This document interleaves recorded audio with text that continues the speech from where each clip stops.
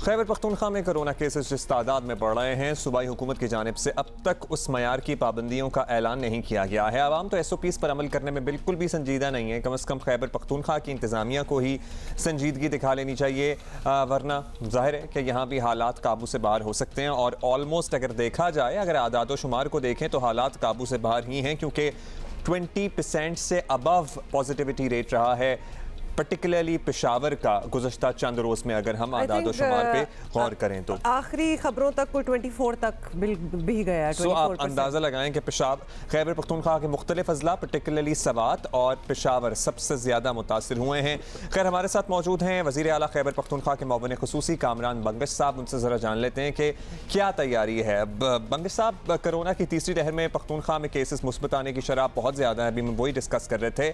अब तक आप लोग समझ सके हैं कि क्या वजह है? क्या बाहर से UK वेरिएंट जो आया वही वजह है, या बस लोगों ने एहतियात छोड़ दी? कोरोना की तीसरी लहर जो है उसमें यकीनन केसेस बहुत ज़्यादा हैं। हर जगह पे जहाँ पे भी तीसरी लहर आई है वहाँ पे केसेस में बहुत ज़्यादा तेज़ी आई है। हमारी जो मेडिकल एक्सपर्ट्स हैं और जो डॉक्टर्स की जो कम्युनिटी है, उनके कुछ रिसर्च भी सामने आए हैं, जिनमें एक अहम रिसर्च हमारी सवाबी में कंडक्ट हुई है, जिसमें बच्चों में देखा गया है, जो 10 साल से कम उम्र के बच्चे हैं, वहाँ पे देखा गया है कि उनकी जो इम्यूनिटी है वो बहुत स्ट्रॉन्ग है, लेकिन वो कैरियर हो सकते हैं, कैरियर हैं वो।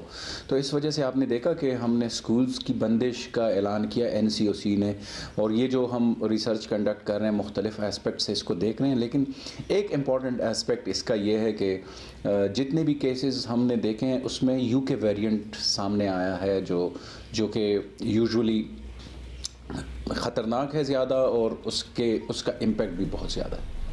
You are very right. और ये UK वेरिएंट की जो बात हो रही है, ये जो इतनी फ्लाइट्स भर भर के आई हैं लोगों की, और फिर उसके बाद कोई ख़ास चेकिंग नहीं हुई, ऑब्वियसली यही हुआ होगा, इसीलिए तो ये मुल्क में इस तरह फैला हुआ है। बंगे साहब, ये भी बताइएगा कि इतने कोरोना केसेस हों तो परेशानी ऑब्वियसली बनती है। पंजाब में लॉकडाउन के करीब पाबंदियां जो हैं वो नाफिज हो चुकी हैं, सख्त इकदाम किए गए हैं, और होपफुली उनमें से एटलीस्ट को 50 से तो ज़्यादा % फॉलो हो रहे होंगे जब इतनी सख्ती कर दी जाए। तो खैबर पख्तूनख्वा में ऐसा होता नज़र क्यों नहीं आ रहा?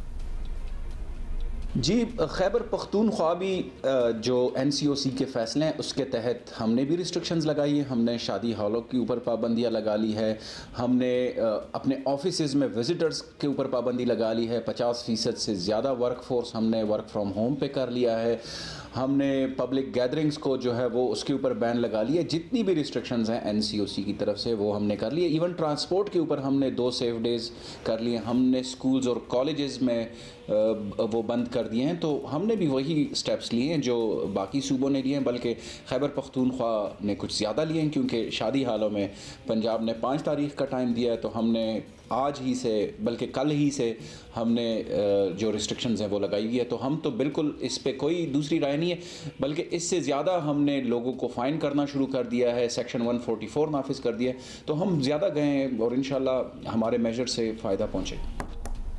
अच्छा बंगे साहब, हमने माजी में देखा है आवाम अपने तौर पर तो SOPs पर अमल करने को तैयार नहीं है। इसका आइडियल तरीक़ाकार मुकम्मल लॉकडाउन ही होता है। पहली वेव जिसका हम बड़ा क्रेडिट लेते हैं कि हमने बड़ा जल्दी काबू पा लिया, उस पर ब्लैंकेट लॉकडाउन रहा मुल्क में, और बहुत लोगों का नुकसान हुआ, लेकिन कोरोना नहीं बढ़ा। अब हुकूमत कह चुकी है कि मुकम्मल लॉकडाउन नहीं लगेगा और हम नहीं मुतहम्मिल हो सकते, सही बात है, लेकिन हालात यही रहे तो इसके अलावा ऑप्शंस क्या बच जाते हैं फिर हमारे पास? जी, खान साहब की क्लियर डायरेक्शंस हैं कि हमने कम से कम इकनॉमिक हिट देनी है, लोगों के रोज़गार के ऊपर पाबंदियां नहीं लगानी, ताकि माशी तौर पर पाकिस्तान एक आपको पता है कि तरक्की पजीर मुल्क है। और फिर खैबर पख्तूनख्वा की अगर हम बात करें तो एक गरीब सूबा है। हम चाहते हैं कि स्ट्रिक्ट मेजर्स ना लें, हम उस हद तक ना जाएं कि इकनॉमिक एक्टिविटी बंद करें या कंप्लीट लॉकडाउन की तरफ चले जाएं। इसी वजह से हम बड़ा ग्रेजुअली फेज़ वाइज इसको कर रहे हैं। जो NCC की मीटिंग खान साहब ने चेयर की, उसमें भी खान साहब की तरफ से ये क्लियर वो था कि हम अपने ऑप्शंस खुले रख रहे हैं। उम्मीद है कि आवाम ताउन करेगी। साथ ही साथ जो एक अवेयरनेस कैंपेन है वो भी हम चला रहे हैं, हम इन्फोर्समेंट के ऊपर भी फोकस कर रहे हैं, हम मास्क वेयरिंग को जो है वो बहुत ज़्यादा स्ट्रिक्टली इन्फोर्स कर रहे हैं। ये सारी चीज़ें हैं, लेकिन ओवरऑल खैबर पख्तूनख्वा की आवाम का मिजाज ऐसा है कि हम इन्फोर्समेंट से ज़्यादा लोगों को पार्टिसिपेटरी तरीके से शराकत के तौर पर हम उनको लेकर चल रहे हैं, जिसका इंशाल्लाह इम्पैक्ट आएगा। फर्स्ट और सेकंड वेव में लोगों ने कोऑपरेट किया, अब उम्मीद है कि थर्ड वेव में भी कोऑपरेशन रहेगी। ना रही तो फिर खुदा न खास्ता हम बड़े मुश्किल फ़ैसले करेंगे, जैसे आपने बात की।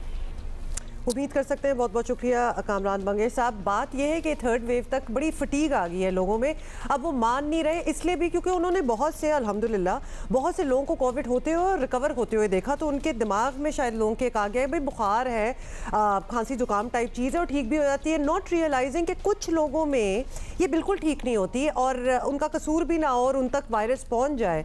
तो दैट इज द थिंग जिससे बचाया जा रहा है। अल्हम्दुलिल्लाह ज़्यादातर लोग ठीक हो जाते हैं, मगर इसमें हमारी बहैसियत माशरा, बहैसियत इंसान, बहैसियत मुसलमान जिम्मेदारी है ना कि हम दूसरों को बचाएं कि आपकी वजह से खुदा न खास्ता किसी ऐसे इंसान को वायरस लग जाए जिसकी जान चली जाए, तो फिर तो कहीं ना कहीं तो कसूर हमारा होगा। बहुत ज़रूरी है क्योंकि we take our lives very easy. हम लोग अपने आप के बारे में तो बहुत ही इजी हो जाते हैं, लेकिन इमेजिन करें कि आपकी वजह से किसी को कितना नुकसान पड़ सकता है। और फिर वो सूरत हाल जब होती है, सवात की हम बात कर रहे थे, कल ही हमने देखा कि ऑक्सीजन बेड्स की अवेलेबिलिटी 84% तक ऑक्यूपाइड हैं। सो अगर 84% तक ऑक्यूपाइड हैं तो बाकी परसेंटेज बची कितनी? और वैसे भी ये आदाद शुमार ज़रा सेफ रख के बताए जाते हैं। वहाँ पे अगर किसी को वाकई ऑक्सीजन बेड की ज़रूरत हो और फिर ना मिल रहा हो और उस वजह से उसकी जान चली जाए तो क्या सूरत हाल बनेगी? इसलिए हम लोगों को एहतियात करनी है।